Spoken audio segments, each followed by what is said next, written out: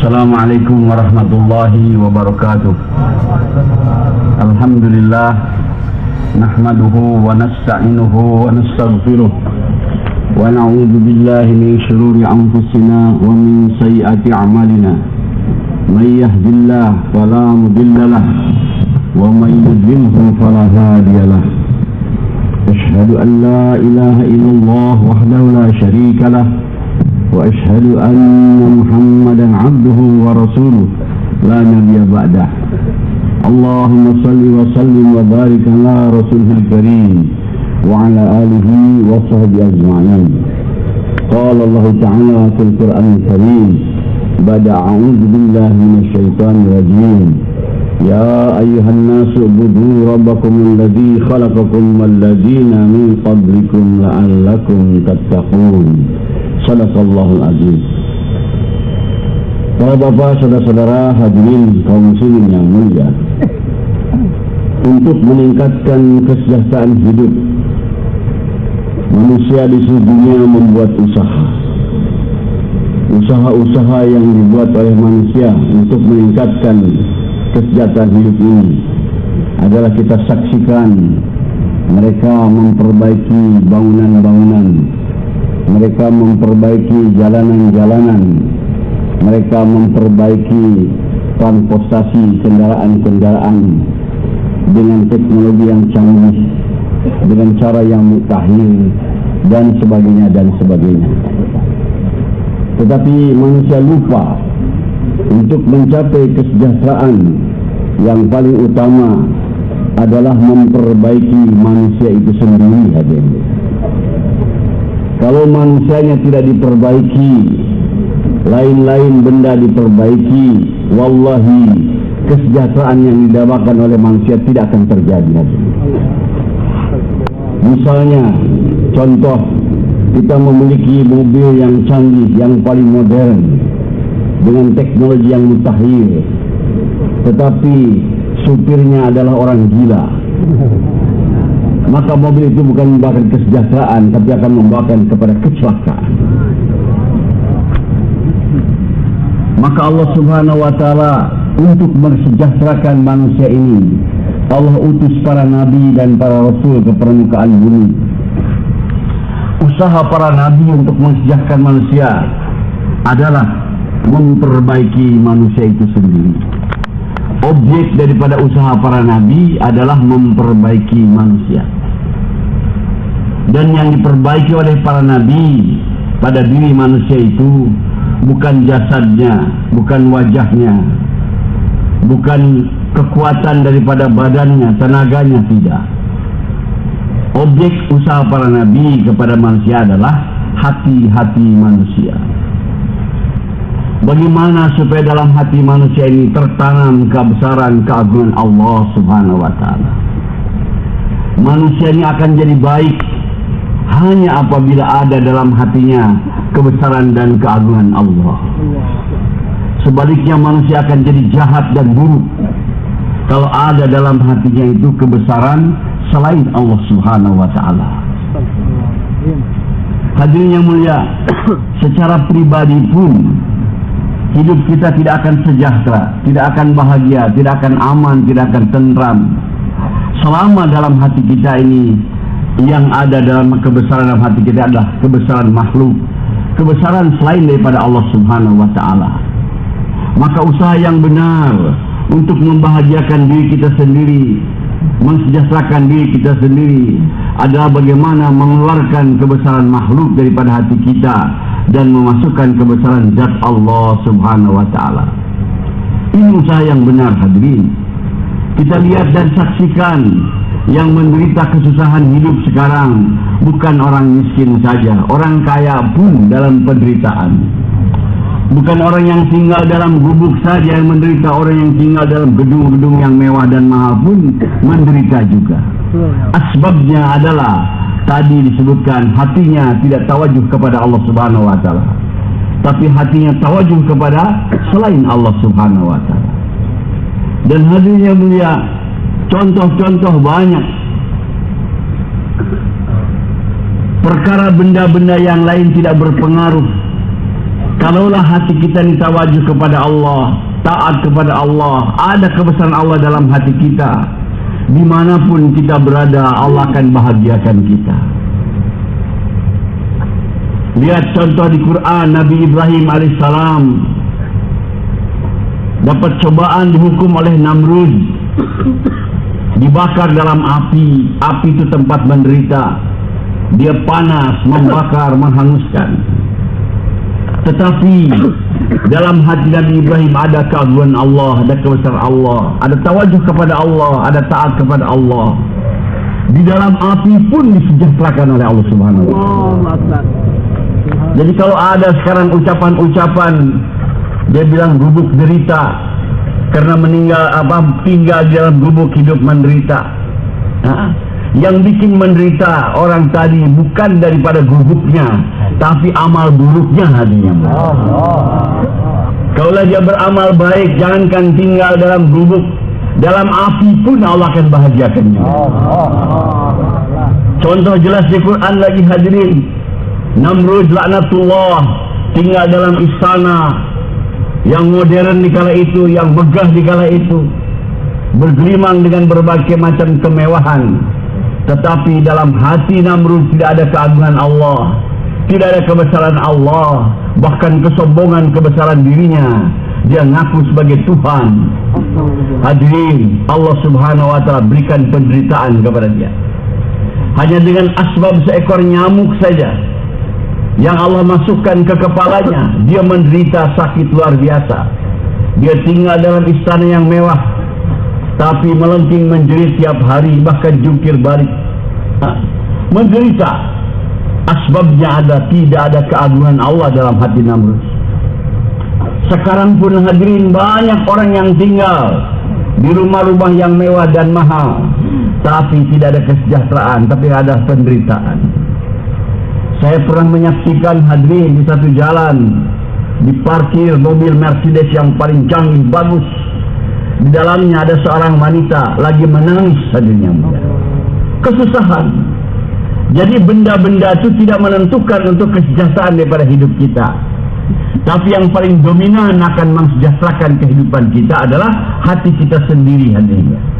Kalau dalam hatimu ada keagungan Allah, ada ketawajuhan kepada Allah, ada ta'aluk kepada Allah, pasti kesejahteraan dan kebahagiaan yang didambakan di manusia akan datang kepada manusia itu. Allah Subhanahu wa taala berfirman, "Ala bidzikrillah tatma'innul qulub." Sesungguhnya dengan zikir, dengan ingat kepada Allah, dengan tawajuh kepada Allah, akan menenangkan hati kita, akan menenangkan jiwa kita. Hati tidak bisa ditentramkan dengan rumah yang bagus, dengan uang yang banyak, dengan makanan yang enak, dengan pakaian yang mewah. Tidak bisa dibentuk hati. Hati akan sejahtera kalau ada keagungan Allah dalam hati itu, kalau ada keta'alukan kepada Allah, kalau ada ketawajuhan kepada Allah Subhanahu wa taala. Maka usaha yang benar untuk mengajak manusia kepada kebahagiaan, baik dunia apalagi akhirat, adalah memperbaiki manusia itu sendiri, sebagaimana dilakukan oleh para nabi dan para rasul. Begitulah di hari ini, sebagaimana dikatakan Haji Abdul Wahab tadi, kita sebagai umat Nabi Muhammad sallallahu alaihi wasallam bertanggung jawab untuk mengajak manusia kepada keselamatan dunia dan akhirat. Sekarang manusia menderita di mana-mana akibat jauh daripada Allah, akibat tidak ta'aluk kepada Allah Subhanahu wa taala. Maka ini tugas kita. Kita manusia biasa, bukan nabi, bukan rasul, tapi Allah memuliakan kita, dijadikan sebagai umat Nabi Muhammad sallallahu alaihi wasallam. Kita diberikan kepada kita ini tugas kenabian, mengajak manusia kepada keselamatan dunia dan akhirat. Sebagaimana nabi-nabi menyeru, ya ayuhan nas, qulu la ilaha illallah tuflihu. Wahai manusia, taatlah kepada Allah agar kamu mendapatkan kebahagiaan.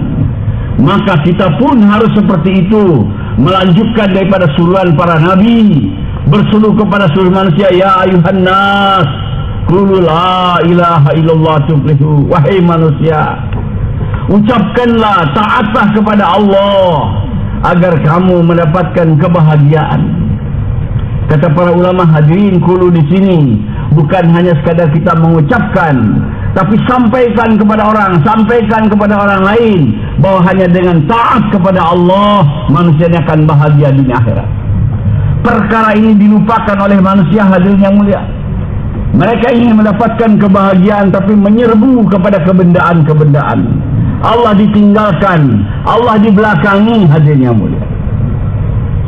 Wallahi mereka-mereka yang seperti itu tidak akan mendapatkan kebahagiaan yang didambakannya. Selalu dalam ketidakpuasan, hadirin yang mulia. Ini ada tanggung jawab kita semua. Inilah kita maksud kumpul-kumpul di sini, hadirin. Bukan hanya sekedar mendengar ceramah, bayan-bayan, tetapi adalah setiap diri kita pasang niat untuk melaksanakan ini tugas. Ini tugas daripada Allah Subhanahu wa taala. Kita korban dengan harta kita, dengan diri kita, keluar di jalan Allah, terutama adalah untuk memperbaiki diri kita sendiri. Karena kata para ulama, untuk memperbaiki orang itu caranya harus dengan cara Nabi. Untuk mengajak orang supaya tawajuh kepada Allah adalah kita sendiri pertama-tama harus tawajuh kepada Allah Subhanahu wa taala.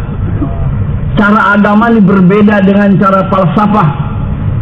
Kalau cara falsafah, si orang juru bicara perkara falsafah tadi tidak diwajibkan untuk mengamalkan falsafah itu sendiri.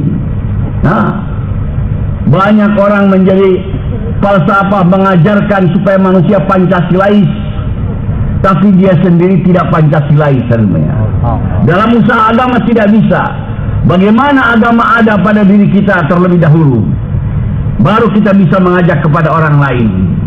Maka usaha dakwah ini adalah pertama-tama untuk memperbaiki diri kita sendiri, betulkan diri kita, yaitu dengan cara memperbaiki orang lain, dengan mengajak orang lain. Tujuan utama kita keluar dari Allah Subhanahu wa taala, walaupun kita prakteknya mengajak orang lain, tapi tujuan utamanya adalah memperbaiki diri kita sendiri. Inilah cara yang dicontohkan oleh Rasulullah SAW dan cara yang diamalkan oleh para sahabat radhiyallahu anhum.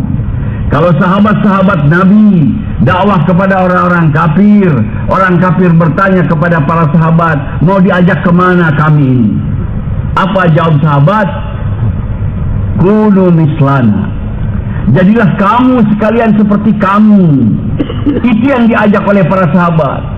Karena para sahabat telah mengamalkan agama, hatinya sudah tawajuh kepada Allah, maka mengajak kepada orang-orang kafir itu, kunu mislana, jadilah kamu seperti kami.